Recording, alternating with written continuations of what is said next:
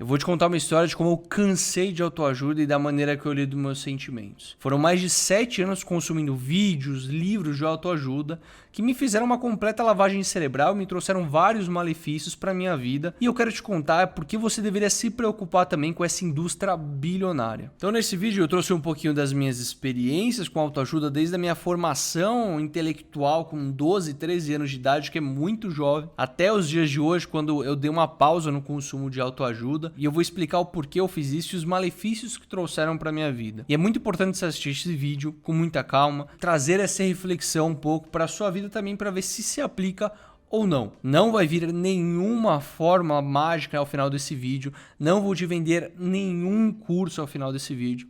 É um vídeo basicamente para deixar a empatia, falar que eu também sinto o que você sente. É normal a gente sentir para baixo, é normal a gente sentir mal. E eu vou explicar o porquê esse mercado de autoajuda me fez sentir assim. Então, não vai ter nenhuma dica, não vai ter nenhuma fórmula mágica. É simplesmente um vídeo empático, enquanto eu vou falar um pouco da minha experiência e que você não está sozinho nas suas experiências. Tem pessoas que passam pelas mesmas coisas, que é super normal.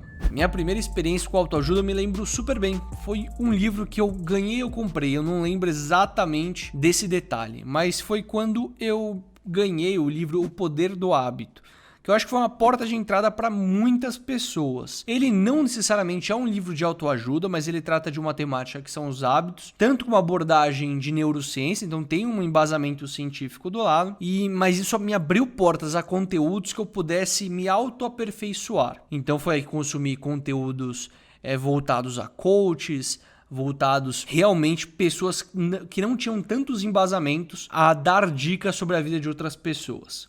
Isso me afetou muito negativamente ao longo do tempo, porque eu não soube dosar, não tive a dosagem certa de quanto consumir esse tipo de conteúdo. E foi com certeza o conteúdo que eu mais consumi durante 7 anos da minha vida. Os 7 anos de informação que eu tive entre adolescente e agora um jovem adulto com 21 anos. Para vocês terem noção, em 2014, a indústria do autoajuda no geral movimentou 10 bilhões de dólares. Agora, atualmente, em 2020, 2021, essa indústria já movimenta mais de 450 bilhões de dólares. Então, uma indústria que cresceu muito não apenas com livros, mas com cosméticos, com produtos e aplicativos para você melhorar a sua produtividade. Tudo isso foi uma indústria que cresceu muito e movimenta muito, $500 bilhão ao redor do mundo. Então isso está impactando sua vida indiretamente ou diretamente, e eu vou te explicar detalhadamente o que trouxe para mim de malefícios, como também esses malefícios podem impactar as pessoas ao seu redor, que acho que foi o maior impacto para minha vida. Quando a gente pensa em autoajuda, conteúdos ali para a gente se autoaperfeiçoar, provavelmente a gente está em uma dessas 3 etapas da nossa vida. A primeira delas é quando você está se sentindo incompleto, se sentindo para baixo e você está precisando de alguma coisa para te impulsionar, tirar dessa zona de conforto que eles tanto chamam. Ou também quando você se sente perdido, sem nenhum tipo de ambição, sem nenhum tipo de vontade. A autoajuda também entra nesses momentos que você tenta achar um caminho, um ser iluminado vai te mostrar o caminho a ser guiado. E por fim, eu acho que um dos principais motivos de alguém buscar autoajuda é o seguinte: você está onde você está hoje, você quer alcançar um certo objetivo, seja ficar rico, ter seu próprio negócio, e para isso existe uma trajetória de você sair onde você está hoje para você chegar no seu objetivo. Para isso tem todo um trajeto, todo um progresso.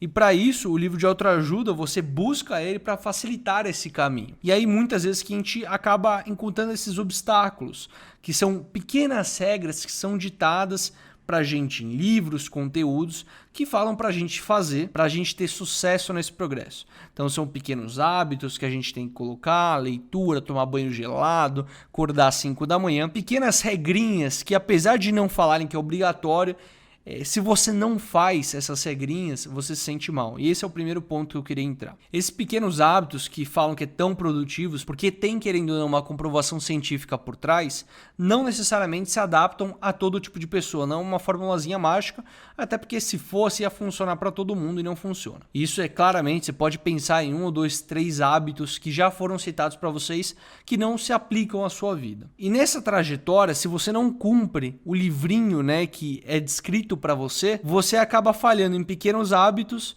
e isso te dá a sensação que você está falhando no seu objetivo final. você não vai conseguir alcançar o seu resultado final, porque um dia, 2, 3, uma semana você não acordou às 5 da manhã. Então, são pequenas coisas que já vão gerando um estresse e ansiedade na gente. Isso vai ficando claro pra gente quando a gente mostra, quando a gente vai ler, pegar livros de autoajuda, você tem um padrão muito claro, o que mostra talvez tentando inflar esse mercado com conteúdos que não necessariamente são ricos, tem conteúdo, geram valor. Você pegar a maioria dos livros de autoajuda, não quero falar todos, ser generalista, nas primeiras páginas ele vai apresentar a teoria central, o que ele quer demonstrar, então o que é o hábito.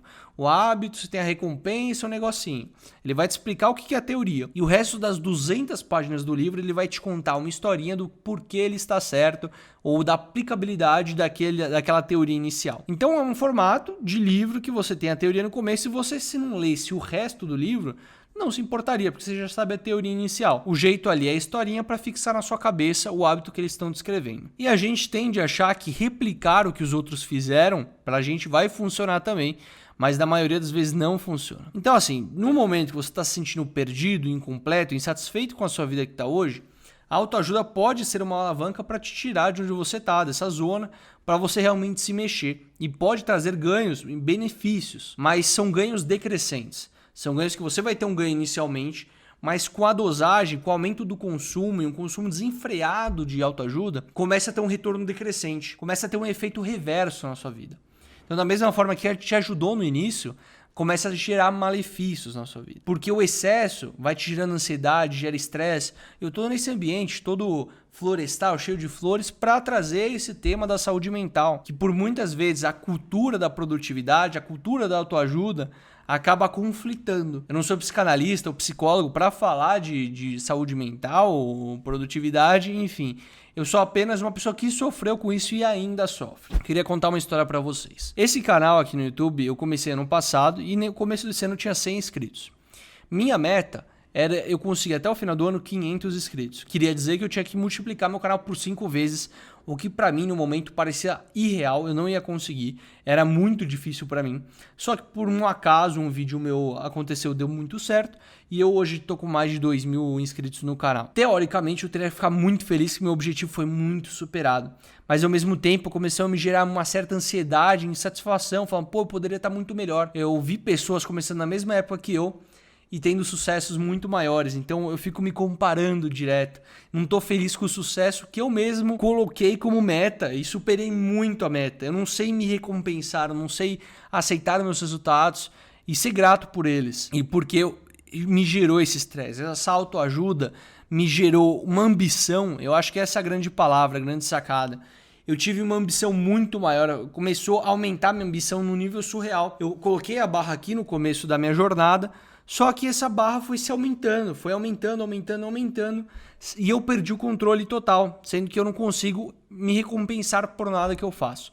Eu me comparo, eu fico triste vendo métricas, eu fico mal toda vez. É claro, existem momentos bons, existem momentos que eu fico um pouco para baixo, sendo que o projeto não vai dar certo. Então é o que eu falei, esse vídeo não vai te trazer nenhuma solução, apenas que eu sinto a mesma coisa, provavelmente algum projeto seu que tá indo bem, mas não bem o suficiente como você queria, você não tá recompensando, gerando o valor que você deveria dar para essa coisa. Esse termo lavagem cerebral pode ser um pouquinho forte, mas de fato foi algo que assim, por muito tempo permeou o jeito que eu pensava e o jeito que eu agia. E aí que veio o pior efeito para mim na questão de autoajuda. Eu me tornei uma pessoa muito narcisista, porque por 7 anos e pessoas que estão nesse mercado há muito mais, estão habituadas a ouvirem frases como se coloque em primeiro lugar, você é o centro das atenções, foque em você mesmo, autoajuda, sempre termos que estão correlacionados com você. Você só pensa em você. E quando você entra nesse limbo, né, existe uma linha muito tênue entre você ser uma pessoa egoísta e uma pessoa que está colocando você como prioridade, que é super válido e as pessoas deveriam fazer mais isso. Mas chegou um ponto que eu me priorizei tanto e por tanto tempo que eu perdi uma completa sensibilidade da comunidade, do social. Então, nessa indústria, primeiramente, o primeiro impacto que teve, que reflete um pouco da minha personalidade um pouco narcisista, que eu ainda não me livrei por completo, com certeza eu me considero uma pessoa muito individualista, com um ego muito inflado, que eu deveria melhorar muitas coisas, eu não sou o melhor filho, o melhor namorado, eu gostaria de... Isso afetou até as pessoas ao meu redor, as pessoas mais próximas. Porque como a gente pensa tanto na gente, em priorizar a gente esquece dos mais próximos, e isso até se expandiu para o senso de comunidade. No geral, eu sempre fui uma pessoa que só pensava em mim. Isso me afetou tanto na parte de doação, eu gostaria de doar muito mais do que eu dou hoje e o que eu doava ontem. Eu queria ser uma pessoa com um senso de comunidade muito maior para fazer projetos voluntários, que eu talvez priorizei outros projetos meus que não foram necessariamente certos de ter priorizado na hora, do que ter feito trabalhos voluntários ou qualquer outra coisa para ajudar a comunidade como um todo. Isso se refletiu também nas minhas finanças. Eu gastei muito dinheiro com cosméticos, que também é uma indústria muito favorecida pela autoajuda. Gastei muito mesmo em livros. Livros que você vê hoje são horríveis e que até na hora você via claramente que são horríveis. Eu deixei de ter muitos amigos, afastei muitos amigos para longe. Então, de fato, assim, foi uma coisa que eu posso falar que foi 100% por causa da lavagem cerebral que foi acontecendo da autoajuda para mim. Esses livros tentaram implicar regras para minha vida, regras básicas, de eu precisar ter sucesso, do valor do sucesso da nossa sociedade, colocando regras sociais, imposições sociais, que eu deveria ter sucesso, que dinheiro não é tudo, mas é uma consequência, que o processo é a melhor coisa, que eu acabei esquecendo conceitos tão simples quanto família, quanto amigos, quanto saúde mental, quanto qualidade de vida. Foram coisas que foram se perdendo e que eu tô me reconectando, agora me reeducando. Eu acho que a palavra certa é, eu não tô curado e, claro, não existe uma cura para isso, mas eu tô me reeducando em diferentes áreas, diferentes vertentes para ser uma pessoa melhor. Eu acho que esse é o grande objetivo, você identificando esses problemas, corrigindo, melhorando, enfim, não existe certo e errado.